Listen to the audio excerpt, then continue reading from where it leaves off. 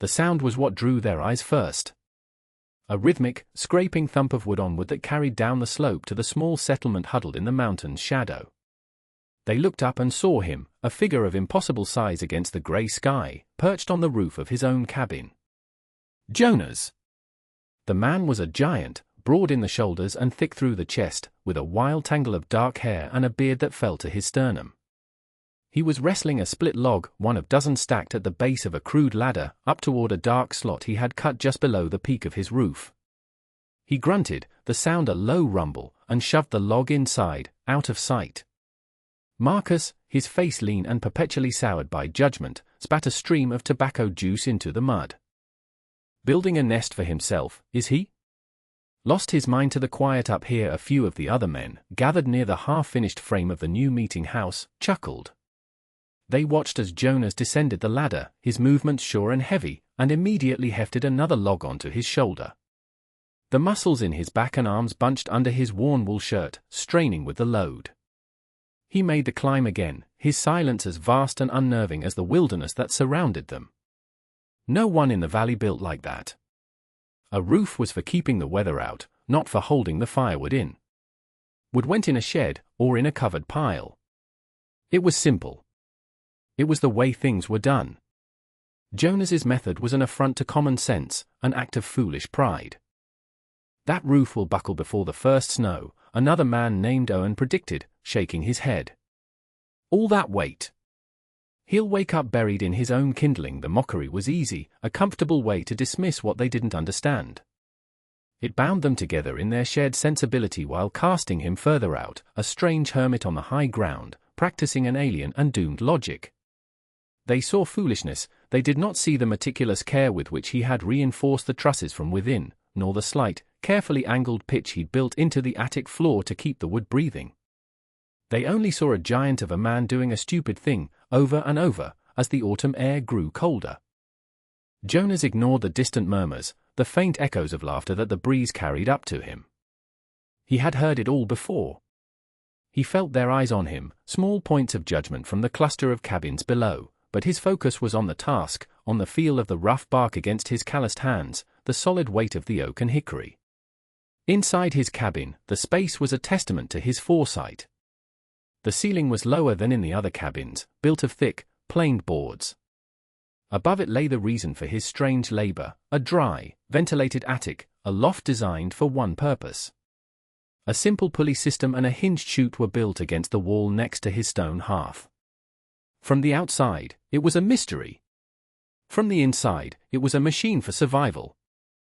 He worked from sunup until the light failed, the rhythmic clang of his axe echoing in the thin mountain air. His woodpile at the base of the ladder shrank, while the hidden reservoir in his roof grew.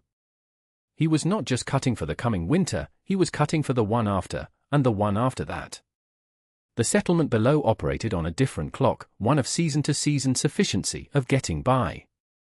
Jonas lived by a colder arithmetic, one that accounted for disaster. He saw them below, their woodsheds built flat on the damp earth, their stacks of wood covered loosely with animal hides, slowly drinking the moisture from the ground. He had tried to tell Marcus once, 2 seasons ago. "Your wood will sour on the bottom," he had said, his voice a low gravel. "You should raise it on a stone bed." Marcus had laughed at him. "And waste time hauling rock when there's wood to be split? I'll trust the way my father did it." Mountain man, the memory was as sharp as the chill in the air. He had not offered advice again. One afternoon, a small shape detached itself from the settlement and began the slow climb toward his cabin. It was the boy, Tom, followed by his mother, Maeve. She was a widow, quiet and weary, who rarely took part in the town's casual cruelties. She carried a small bundle wrapped in cloth. "Jonas," she said, her voice soft, not quite meeting his eyes. "We made extra bread." He stopped his work, looking down at her and the boy, who stared at him with wide, curious eyes. Jonas nodded, taking the still warm loaf. In return, he walked to a small, sheltered box near his door and pulled out 2 perfect, smoke-cured fish. He handed them to her. For the boy, he rumbled. It was a simple exchange, a moment of quiet commerce that felt different from the judgment that usually flowed up the mountain. She gave him a small, grateful smile before leading her son back down the muddy track. The rains began not with a thunderous storm but with a quiet, insistent weeping from the sky.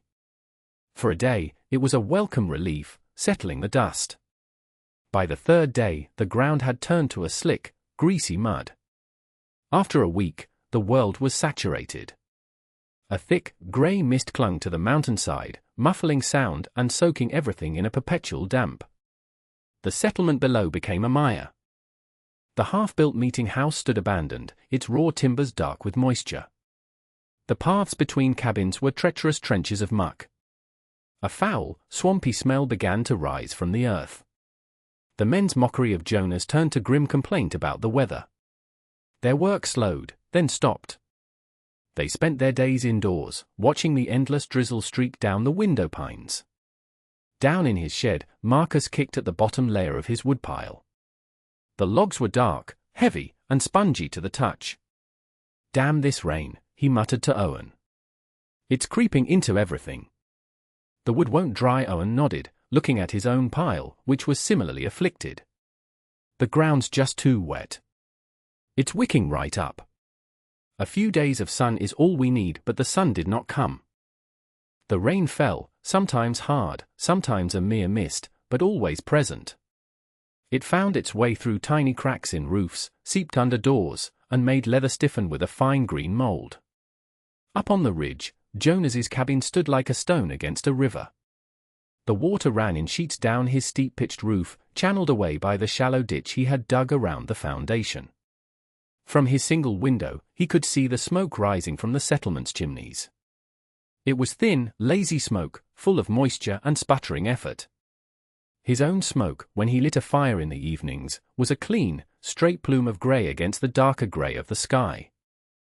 He sat by his hearth, the warmth radiating into the dry air of his small home, and listened to the rain drumming on the roof above, a sound that told him his wood, his heat, his life, was safe.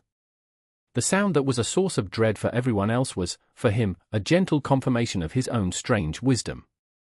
The first true cold snap followed the rain without pause. The temperature dropped overnight, and the world that had been liquid mud was suddenly solid, frozen earth, locked under a sheath of ice. The perpetual dampness in the air turned to a biting frost that coated every surface. Inside the cabins of the settlement, the real crisis began. A man tried to light his morning fire, and the wood in his hearth box hissed and spat, releasing plumes of acrid smoke but no significant flame. The logs were frozen through, the moisture trapped inside them now solid ice. He went to his woodshed, his boots crunching on the frozen ground, and found his supply ruined. The bottom third of the pile was a solid mass of ice and rotten pulp.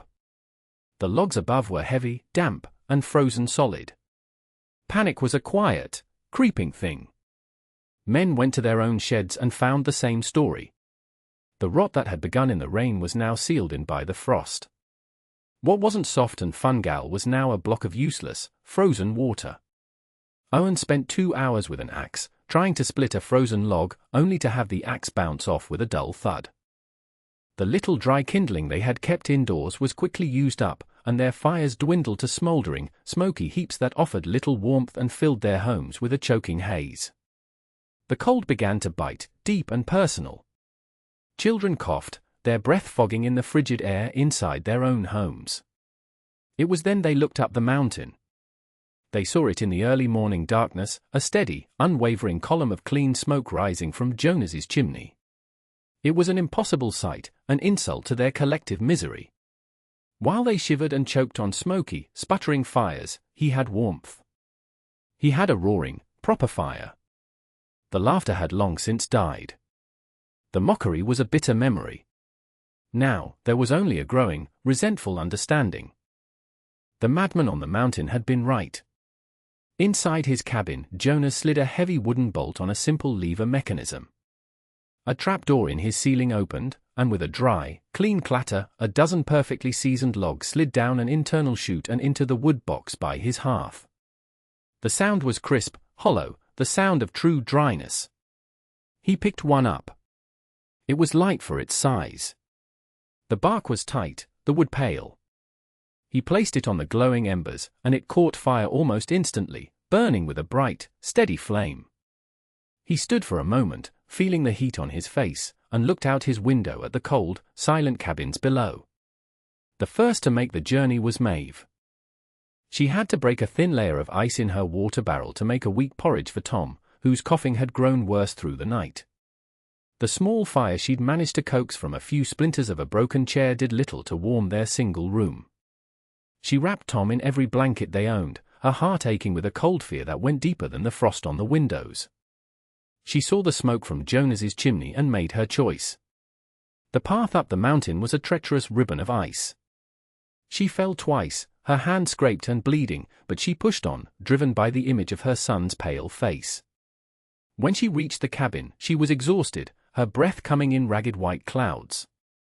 She hesitated for a long moment before knocking on the heavy wooden door.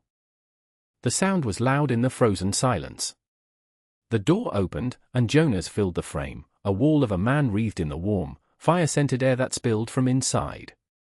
He looked down at her, his face unreadable in the shadow of his heavy brow.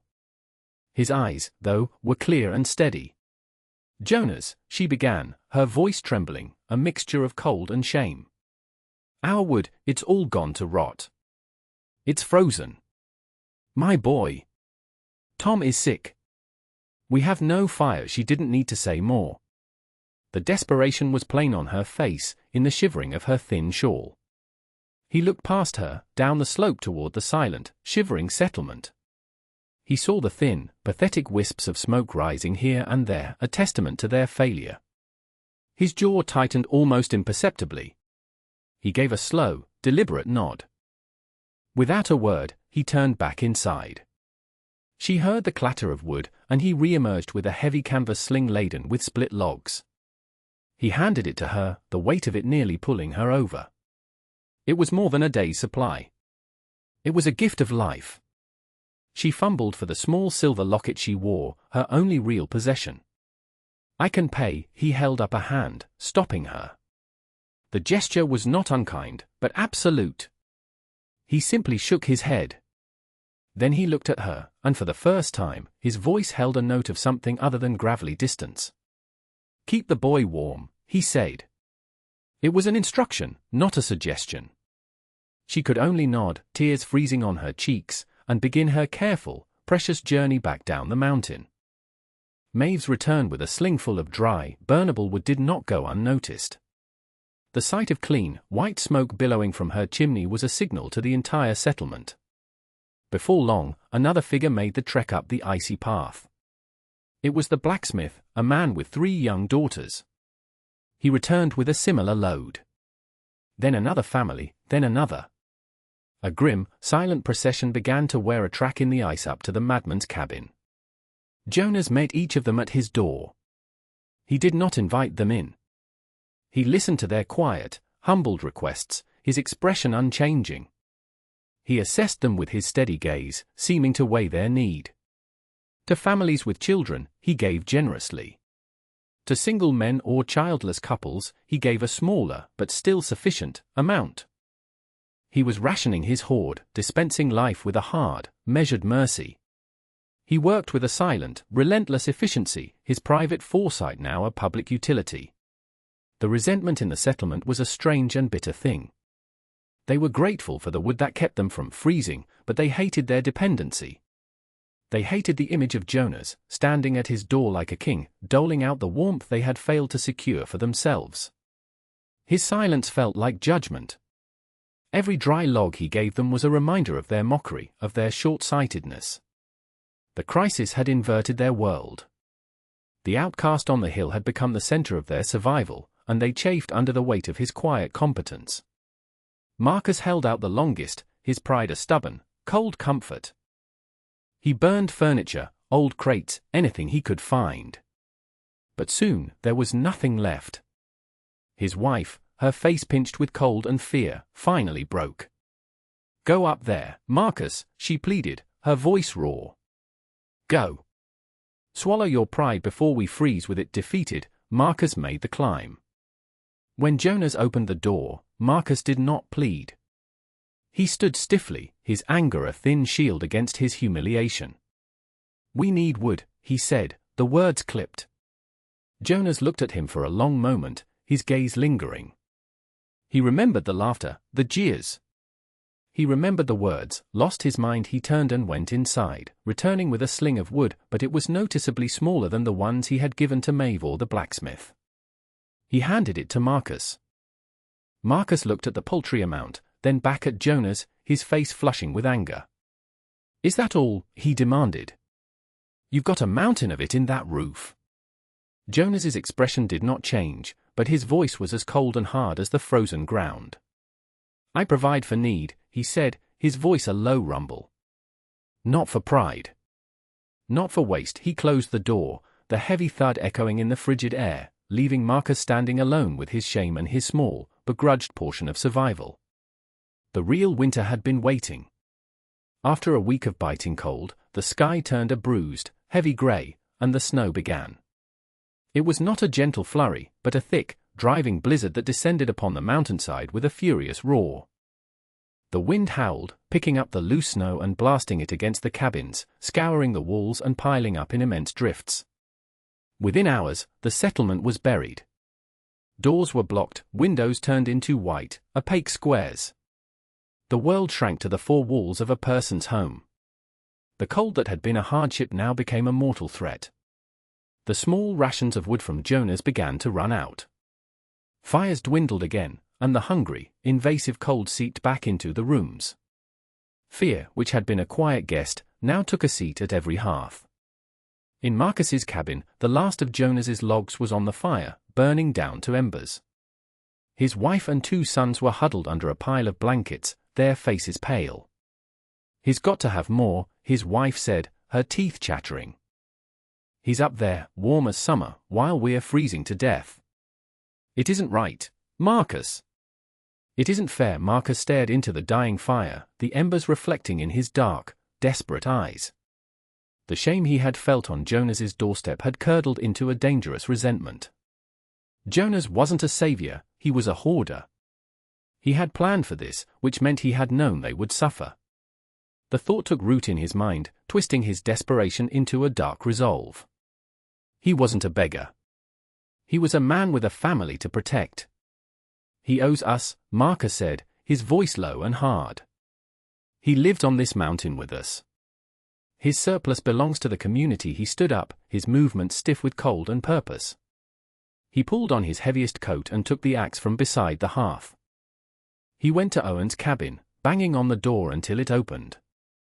He did the same at 2 other homes, gathering the men whose desperation outweighed their fear. "He won't give us more," Marcus told them, his words sharp against the wind's howl. "So we'll take it. We're not asking. We're taking what we need to survive. Are you with me?" They looked at each other, their faces gaunt in the dim light, the fear of the cold warring with the fear of Jonas. But the image of their shivering children was stronger. They nodded, their expressions grim. The small group of men, armed with axes and a burning sense of injustice, stepped out into the raging heart of the storm and began their climb. The wind tore at them, a physical force that stole their breath and blinded them with swirling snow. The path was gone, buried under drifts that were waist-deep in places. Every step was a battle. But they were driven by a primal need, a fire of desperation that burned hotter than the blizzard's cold. They reached Jonas's cabin, a dark, hulking shape barely visible through the maelstrom. A single, defiant point of orange light glowed in its window. They huddled together, the wind screaming around them. Marcus stepped forward and hammered on the door with the flat of his axe. "Jonas! Open this door. We know you're in there. We need wood." The only answer was the howl of the wind. Inside, Jonas stood by his hearth, listening. He had heard their laboured approach, the crunch of snow, the muttered curses. He was not surprised. He had expected this. The firelight cast long, dancing shadows on the walls. He was perfectly calm, his massive frame radiating a stillness that defied the chaos outside. "Last chance, Jonas!" Marcus yelled, his voice thin against the gale. "Open up, or we're coming through." He waited a moment more, then gave a sharp nod to the others. "Bring it down." They threw their shoulders against the door. It shuddered but held firm, its thick planks and heavy iron bar unyielding. Frustrated, Marcus raised his axe and swung, the blade biting deep into the wood. The sound was a dull, wet chunk. The other men joined in, their axes rising and falling, hacking at the door, at the walls, their grunts of effort lost in the storm. They were no longer neighbors, they were a pack, tearing at the shell of the man who had denied them. Jonas watched the wood of his door splinter from the inside. He did not go for a rifle. He did not shout. He reached into the hearth and took hold of the long iron fire poker that lay in the embers. The end of it glowed a malevolent, pulsing red. He moved to the door, slid the heavy bar out of its brackets, and pulled it inward. He stepped out onto his porch, into the heart of the blizzard. The men froze, their axes in mid-swing. Jonas was a terrifying silhouette against the firelight pouring from the cabin. He seemed to have grown even larger, a primal figure of mountain and shadow. The wind whipped his long hair and beard around his face, but he stood as immovable as an ancient tree. He held the poker out, its glowing tip hissing as snowflakes vaporized an inch from its surface. The faint, orange light illuminated the grim set of his jaw and the cold, unwavering calm in his eyes. He said nothing. He didn't have to. The raw, elemental threat of the giant, silent man and the white-hot iron he wielded was more potent than any weapon. It was a promise of terrible, immediate violence. The blizzard raged for 2 more days, a relentless assault that buried the world in white. Inside his cabin, Jonas sat with the silence, the axe marks on his door a stark reminder of the fear that lived just down the mountain. He rationed his own wood now, keeping the fire just high enough to hold the lethal cold at bay. He knew the others were doing the same. He had given them just enough to create a terrible choice, burn it all for warmth now, or risk a slower freeze later. Down in the settlement, the men who had followed Marcus returned to their cabins defeated, the image of Jonas in the doorway burned into their minds. They had been turned back not by a gun or a blow, but by a presence, by the cold certainty that to take another step would have been their last. The shame was a heavier burden than the cold. When the storm finally broke, the sun that rose was pale and weak, shining on a world transformed. The silence was profound. The snow was a clean, deep blanket that softened every edge and hid the ugliness of the mud and rot beneath. People began to dig themselves out, their movement slow and weary. They were alive. They saw the tracks leading up to Jonas's cabin and the brutal gashes in his door. They knew what had happened. There were no words, only shared, downcast glances. Marcus did not emerge from his home. The door remained shut, a monument to his failed desperation. Later that day, a figure appeared at the top of the slope. It was Jonas. He was not carrying a weapon or a sling of wood. He carried a shovel over one shoulder and a heavy mallet in his other hand. He walked down into the settlement, his boots sinking deep into the snow. People stopped their work to watch him, uncertain and afraid. He ignored them. He walked to the communal woodpile, a frozen, useless mound of rotten logs. He dropped his tools and began to work. He used the shovel to clear the snow, then took up the mallet and a wedge and began methodically splitting the frozen, waterlogged logs. He didn't try to salvage them for burning. Instead, he laid the split pieces out in a long, careful line on the snow, positioning them so the weak sun and the dry wind could begin their slow work. He was teaching them. Not with words, but with labor. He was showing them that what was ruined could, with patience and effort, be reclaimed. A few of the men, including Owen, watched for a while, then went to their own homes, returning with their own tools. They began to work alongside him, their silence a form of apology, their shared labor a fragile truce. As the sun of early spring finally gained strength, the great melt began. The mountain wept from 1,000 places, the snow turning to slush, then to rushing rivulets that carved new paths down the slopes. The settlement emerged from its white prison, sodden and scarred. The cost of the winter was tallied in quiet conversations, the lingering coughs in the children, the livestock lost to cold, the communal spirit frayed and nearly broken. But they had survived. The men of the settlement looked at their ruined woodsheds, at the piles of still damp, slowly drying wood that Jonas had shown them how to arrange. They understood now. They had built on the assumption of mild seasons, of predictable hardship. Jonas had built for the exception. He had built for the flood and the freeze. Construction began anew, but it was different. They started with the woodsheds. Men hauled stones from the creek bed to build raised foundations, ensuring their future supply of wood would never again sit on the damp earth. They built with an eye for airflow, leaving gaps in the walls for the wind to pass through. They were rebuilding not just their structures, but their way of thinking. A group of men, led by Owen, began studying the roof of the meeting house, their talk filled with words like truss, load, and pitch. They were trying to understand the principles behind Jonas's strange, life-saving design.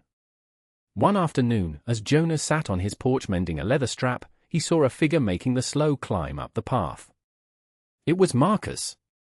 He looked thinner, his face etched with the memory of his failure. He carried no axe, only a rolled-up piece of hide. He stopped a few feet from the porch, not daring to come closer. He did not offer an apology. Words were insufficient for what had passed between them.